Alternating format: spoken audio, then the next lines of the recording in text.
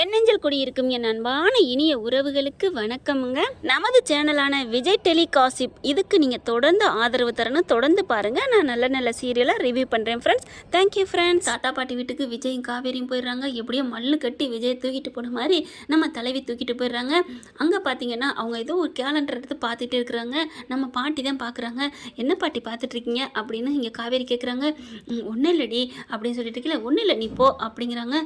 காவேரி பார்த்துட்டு இருக்கு. என்னமோ பார்க்குறாங்க பேசுகிறாங்க, ஆனால் என்னன்னு சொல்ல மாட்டேங்கிறாங்களே அப்படின்ட்டு காவேரி என்ன பண்ணுது, போகுது. போகிற ஆள் மறுபடியும் அப்படியே ஒட்டு கேட்க வருதுங்க நம்ம தலைவி. ஆத்தாலும் மகளும் பார்த்தீங்கன்னா அப்படியே மும்பரமாக பேசிக்கிட்டு இருக்காங்க. அட ஆமாங்க, கல்யாணி பாட்டியும் ராதாவும் தான். அப்போ தான் பார்க்குறாங்க. சரிடி இப்போ என்ன பண்ணணுங்கிற அம்மா இங்கே பாரு, இது எல்லாமே என் புள்ள அஜய் தான் பண்ணணும். அவன் தான் நல்ல பேரை எடுக்கணும். அதனால் நீ இந்த விஷயத்தை விஜய்கிட்டையோ காவேரிக்கிட்டையோ சொல்லக்கூடாது. சொல்லுமா, சொல்லுவியா அப்படிங்கிறாங்க. நான் சொல்ல மாட்டேன்டி, எப்படியோ எல்லாரும் நல்லா இருந்தால் சரிடி அப்படிங்கிறாங்க. இப்போ இருக்கிற மாதிரி இரு. அப்புறம் பேரனை பார்த்தோன்னே, இங்கே பாருடா விஜய், எனக்கு இந்த மாதிரி என் புருஷனுக்கு 80வது பிறந்தநாளை சிறப்பாக கொண்டாடணும்டா, இதாண்டா ஊர் உலக வழக்கம் அப்படி இப்படின்னு ஏதாவது சொன்னேன்னு வையேன். ஏன்டி சொல்ல போகிறேன், ஏன்டி செய்ய போகிறேன், எல்லாமே நீ சொன்னது தானே நான் செஞ்சுக்கிட்டு இருக்கேன் அப்படிங்கிறாங்க. அப்படி இருக்கணும், என் புள்ள பண்ணுறதை பார்த்து அப்படியே அசந்து போகணும் அப்படிங்கிறாங்க. அப்படியே காவேரி கேட்டுறாங்க. அட பாவிங்களா, இப்படி இல்லாமல் ஒரு மனுஷன் வந்து பேர் எடுக்கணும்னு நினைப்பாங்க அப்படின்ட்டு. காவேரி இதை விட்டு தள்ளு, அதுங்க அப்படித்தான் அவங்களோட குணம். ஆனால் நம்ம தாத்தாவுக்கு 80 வயசா? ஐயோ சூப்பர், ஆனால் 80 வயசு மாதிரியே தெரியலையே, ஒரு 70 வயசு மாதிரி தானே இருக்காரு அப்படின்னு சொல்லிட்டு. ஆமாம்மா, நம்ம மாமியாவுக்கு எப்படியும் 50 வயசு இருக்கலாம், இவருக்கு ஒரு 80 வயசு இருக்கலாம் தான் அப்படின்னு நினைக்கிறாங்க. அதுக்கப்புறம் பார்க்குறாங்க, இப்போ என்ன பண்ணலாம், ஐயோ அப்படின்ட்டு வேகமாக ஓடுறாங்க. விஜய் போய் பார்க்க போகிறாங்க. வேகமாக குடுகுடுன்னு ஓடையில் டப்புன்னு போய் இடிச்சிடுறாங்க. விஜய் வந்துட்டு இருக்காரு. ஏய் என்ன என்ன ஆர்வக்குள்ளார, ஏன் இப்படி அப்படிங்கிறாங்க. மாமா மாமா வாங்க வாங்க அப்படின்னு சொல்லி தனியாக இழுத்துட்டு போகிறாங்க.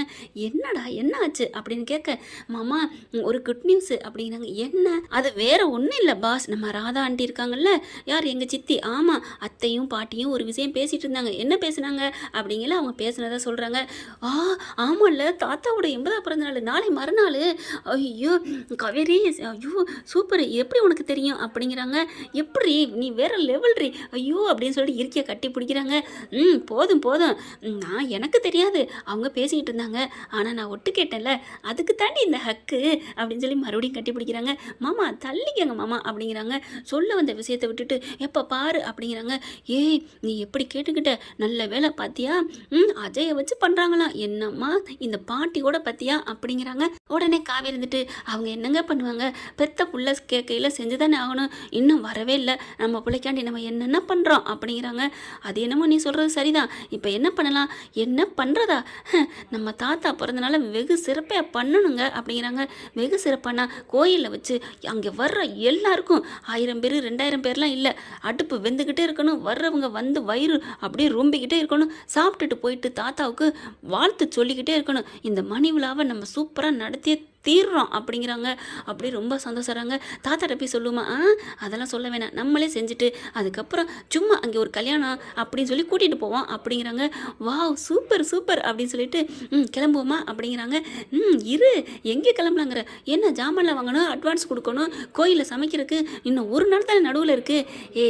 அதெல்லாம் பார்த்துக்கலாண்டி, அப்படிலாம் இல்லை, நம்ம பார்த்து பார்த்து செய்யணும், சும்மா சும்மா ஐயப்ப இருக்காருன்னு சொல்லக்கூடாது பாஸ் அப்படின்னு சொல்கிறாங்க. பார்த்தா ரொம்ப சந்தோஷம் வருது காவேரிக்கு விஜய்க்கும். போய் எல்லா வேலையும் விழுந்து பார்க்குறாங்க. இங்கிட்டு பார்த்தா அஜய் என்ன பண்ணுறாரு, வரவே இல்லைங்க. டேய் வாடா வாடான்னு கூப்பிட்டு இருக்காங்க. நாளைக்கு வாடா, நாளைக்காவது வந்துடுடா, அம்மா வந்தவனை கேட்ரிங்கில் புக் பண்ணிடலாமா விடுமா அப்படிங்கிறாங்க. டேய் என்னடா இப்படிலாம் சொல்கிற, ஆமாம்மா நான் வர்றதுக்கு எப்படியும் நான் நைட்டுக்குள்ளே வந்துடுவேன், இல்லையா காலையில் கூட வந்துடுவேம்மா, வந்ததுக்கப்புறம் ஈவினிங் பிறந்தநாள் கொண்டாடிக்கலாமா. ஈவினிங்கா, என்னடா சொல்கிற அப்படின்னு அவங்க அம்மா திட்டுறாங்க. நீ சும்மா இருமா, அங்கே என்ன ஒரு 100 பேர் வருவாங்களா அப்படிங்கிறாங்க. 100 பேரோ 200 பேரோட நீ தான் பிறந்தநாளை கொண்டாடணும், அந்த விஜய்க்கு தெரியாமலே போயிடும் அப்படிங்கிறாங்க. சரிம்மா விடுமா அப்படிங்கிறாங்க. ஆனால் அதிர்ஷ்டவசமாக இங்கே விஜய்க்கு தான் எல்லாமே தெரியுது, துரதிர்ஷ்டவசமாக அங்கே அஜய்னால் வர முடியலை. இங்கே பார்த்தா எல்லாம் ஏற்பாடு பண்ணிடுறாங்க. பட்டு புடவையும் பட்டு வேஸ்ட்டையும் கொண்டாடுறாரு. கொண்டாந்து தாத்தா இதை போடுங்க தாத்தா அப்படிங்கிறாங்க. எதுக்குடா, அங்கே கல்யாணம் தாத்தா சூப்பரானது, அப்படி அவங்களுக்கு தாத்தா பாட்டின்னா அவங்களுக்கு ரொம்ப பிடிக்கும். அதனால் உன்னை நல்லா சிறப்பாக கொண்டாடி நல்ல மேக்கப்லாம் போட்டு கூட்டிகிட்டு வர சொல்லியிருக்கான் தாத்தா என் ஃப்ரெண்டு. ஓ அப்படியா, பரவாயில்லடா, உன் ஃப்ரெண்டாவது இந்த தாத்தாவுக்கு ட்ரெஸ் எடுத்து கொடுத்து நல்லா பார்க்கணும்னு சொல்லியிருக்கானே அப்படிங்கிறாங்க. என்ன தாத்தா சைக்கிள் கேப்பில் என்னை குத்தி காமிக்கிறீங்களா? ஆமாடா, நீ தெரியாமல் தானே தாலி கட்டின அப்படின்னு இங்கே கல்யாணி பாட்டி சொல்லுது. சரிப்பா விடுங்கப்பா விடுங்கப்பா அப்படின்னு சொல்லிட்டு காவேரி என்ன பண்ணுறாங்க, பாட்டி உங்களுக்கு நான் கட்டி விடட்டா அப்படிங்கிறாங்க. சும்மா இருடி கிறுக்கி மோளை அப்படிங்கிறாங்க. என்ன பாட்டி இப்போ நான் என்ன சொல்லிட்டேன், பின்ன நான் என்ன அந்தளவுக்கு கை கால் இல்லாமல் கிடக்குறேன்? எனக்கு புடவை அப்படி கட்ட தெரியும், என்ன மாதிரி புடவை கட்ட இந்த சீமையிலே இல்லைன்னு சொல்லியிருக்காங்க தெரியுமா? ஓ தாத்தாட்ட கூட கேள்றி சொல்லி முடியங்காட்டிலையும் காவேரி திரும்புகிறாங்க. திரும்பங்காட்டிலையும் அவர் என்ன பண்ணுறாரு, ஆமாம் காவேரி என் பொண்டாட்டி கல்யாணம் இருக்காளே அழகாக புடவை கட்டுவா. அப்படியா பாட்டி பாட்டி நீங்கள் எப்படி கட்டுறீன்னு நான் பார்க்கலாமா? அதை பார்க்க முடியாது, நான் சாத்திட்டு புடவை கட்டிட்டு வெளியே வருவேன், அப்போ பார்த்துக்கோ அப்படின்னு சொன்னோன்னே உடனே என்ன தாத்தா, அட ஏம்மா என்னையவே உள்ள விட மாட்டா? தாத்தா உங்களை விட வேணாம் நான் அப்படிங்கிற. என்னது என்ன விட வேணாம்மா, நான் புருஷம்மா அப்படிங்கிறாங்க. சரி சரி விடுங்க, எனக்கெல்லாம் என் புருஷன் கட்டி விட்டுருக்காரு. இந்த காலத்தில் அப்படித்தான், ஏன் அந்த காலத்தில் மட்டும் இல்லாமையா இப்போ வாரிசுகளை பெத்திங்க அப்படின்னு காவேரி சொல்ல, உனக்கு வாய் தாண்டி அப்படிங்கிறாங்க. அதுக்கப்புறம் புடவையெல்லாம் கட்டுறாங்க, கட்டிட்டு வர்றாங்க. அப்படியே அம்மன் மாதிரி சூப்பராக இருக்காங்க, ஜொலிக்க வச்சு தாத்தாவுக்கும் அழகாக பட்டு வெட்டி கட்டி நல்லா அப்படி மேக்கப் போட்டு கூட்டிகிட்டு வர்றாரு நம்ம தலைவர். அடுத்து பார்த்தா காவேரி செல்லம் நம்ம அப்படிங்கிறாங்க. ஓகே நீங்கள் சொன்ன பர்மிஷன் கிராண்டட் அப்படின்னு சொன்ன கையோட அப்படியே அழகாக தூக்கிடுறாரு. தூக்கிட்டு வேகமாக போகிறாங்க. தாத்தா பார்க்குறாங்க, டே என்ன நாங்களும் பொண்ணு மாப்பிள்ளையா வர வேணாமா அலங்கரிச்சு அப்படிங்கிறாங்க. ஓகேடா அசத்துறா அசத்துறா அப்படிங்கிறாங்க. போயிட்டு உள்ளார போயிட்டு வேகமாக அழகாக சூப்பராக கட்டி விடுறாரு பொண்டாட்டிக்காண்டி. பார்க்குறாங்க, அழகுடியா அழகுடியா பொண்டாட்டி அப்படிங்கிறாங்க. அதுக்கப்புறம் பாஸ் நான் உங்களுக்கு வேட்டி போட்டு விட்டுமா சட்டை போட்டு விடட்டுமா அப்படிங்கிறாங்க. ஓகே அப்படின்னு கையை கொடுக்குறாங்க. சட்டையெல்லாம் போட்டு விட்டு காலர் எடுத்து விட்டு கையை மடிச்சு விட்டு வேஸ்ட்டையும் அழகாக கட்டுறாங்க. கட்டும் போது சில பல ஊழல்கள் வருது. அவர் கொஞ்சம் வெக்கப்படுறாரு. ஐயோ காவேரி காவேரி காவேரி அப்படிங்கிறாரு. பாஸ் ஒன்றும் இல்லை பாஸ் அப்படின்னு சொல்லிட்டு கட்டி முடிஞ்சோன்னா இடுப்பில் டக்கு டக்குன்னு கிச்சு கட்டு மூட்டுறாங்க. அவங்களால தாங்க முடியல, சும்மா இருடி அப்படிங்கிறாங்க. அடுத்து பார்த்தா 2 பேரும் இறங்கி வராங்க. அவ்வளோ அழகாக கண்ணுப்படுற அளவுக்கு இருக்குது. ராதா பார்க்குது, என்ன எங்கே கல்யாணத்துக்கு கூட்டி போதுங்க அப்படின்னு நினைக்கிறாங்க. சித்தி உங்களுக்கு இருந்தாங்க புடவை கட்டிட்டு வாங்க அப்படிங்கிறாங்க. நானும்மா கல்யாணத்துக்கு வரணும்?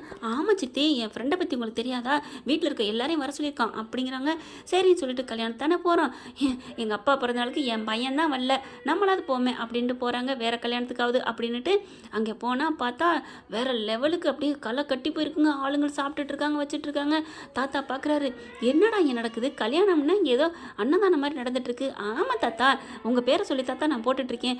என்னது ஏன் பேரை சொல்லியா, என்னடா சொல்கிறேன் கொஞ்சம் பாருங்க அப்படிங்கிறாங்க. பெருசாக போர்டு போட்டு தாத்தாவும் பாட்டியும் பேரை போட்டு இவங்களோட பிறந்தநாள் சொல்லி மணி விழான்னு சொல்லி போட்டிருக்காங்க. அப்படியே ஆடி போகிறாங்க பாட்டியும் தாத்தாவும். டே அப்படின்னு சொல்லிட்டு என்னடா விஜய் அப்படிங்கிறாங்க. ஆமாம் தாத்தா வாங்க தாத்தா அப்படின்னு சொல்லி உள்ளார போகிறாங்க. பார்த்தா மேடை அலங்கரிச்சு சூப்பராக இருக்குங்க. ஆளுங்க வரவங்க பூரா வரவங்க போகிறாங்களாம் ஹாப்பி பர்த்டே சொல்கிறாங்க, மனசார வாழ்த்துறோங்க, நாங்கள் எல்லாம் நல்லா சாப்பிட்டுட்டு இருக்கோம், காலையிலேருந்து நல்லா சாப்பாடு போயிட்டு தான் இருக்குது. என்னடா விஜய் அப்படிங்கிறாங்க. எல்லாம் காவேரியோட எண்ணம் தான் அப்படிங்கிறாங்க. என்னம்மா அப்படிங்கிற. ஆமாம் தாத்தா நான் தான் இதை சொன்னேன், ஒருத்தவங்களுக்கு சிறப்பாக ஏதாவது செய்யணும்னா சாப்பாடு போடுறதும் பெருசு தாத்தா, சும்மா வைரத்துலையும் தங்கத்துலையும் பரிசு கொடுக்குறதுல அது பெருசாகவே இருக்காது தாத்தா அப்படிங்கிறாங்க. இப்போ சாப்பிட்டு போகிற 50 பேருமே வயிறார சாப்பிட்ருக்கோம், அந்த புண்ணியவன் நல்லா இருக்கணும் அப்படின்னு உங்களை வாழ்த்திட்டு போவாங்க, அது எவ்வளோ நல்லது அப்படிங்கிற. கட்டி பிடிச்சிக்கிறாங்க தாத்தாவும் பாட்டியும் காவேரியை. அவங்களுக்கு ரொம்ப சந்தோஷம் தாங்கலை. அப்படியே விஜயும் கூப்பிட்டு வச்சுட்டு பாட்டி என்ன பண்ணுறாங்க, கட்டிக்கிறாங்க. இதையெல்லாம் பார்த்துட்டு ராதா ஒன்றுமே பண்ண முடியல, நம்ம பிள்ளையும் வரல, ஏதோ நம்ம பிள்ளை அக்கா பிள்ளையாவது பண்ணட்டும் அப்படின்னு கொஞ்சம் மனசை சமாதானப்படுத்திக்கிறாங்க. சூப்பராக கிராண்டாக கொண்டாடுறாங்க. அவங்க அம்மாவோடு வந்துடுறாங்க, கங்காலேருந்து யமுனாலேருந்து 50 பேர் வந்துடுறாங்க. ஏன்னா இதை சிறப்பாக செய்யணும்னு ஆசைப்பட்டாங்க இல்லையா, அதனால் ஓஹோன்னு கொண்டாடிட்டு இருக்காங்க. நீவனு வருவார்னு பார்த்துட்டு இருக்காங்க. ஆனால் அவர் வரவே இல்லை. ஏன்னா அவர் தான் ரொம்ப நொந்து போயிருக்கார் இல்லையா. இங்கே யமுனா அவன் வரட்டும், அவன் ஏதாவது பண்ணுறானா பார்க்கணும் அப்படின்னு ரெடியாக நிற்கிறாங்க. நீ எதிர்பார்த்தது நடக்கவே நடக்காதுமா அப்படின்னு தாங்க தோணுது. ஓகே ஃப்ரெண்ட்ஸ், பார்க்கலாம் என்ன நடக்க போகுதுன்னு. இது வந்து நம்மளோட கற்பனை கதை தான், இப்படி போனால் நல்லா இருக்கும் அப்படின்ட்டு.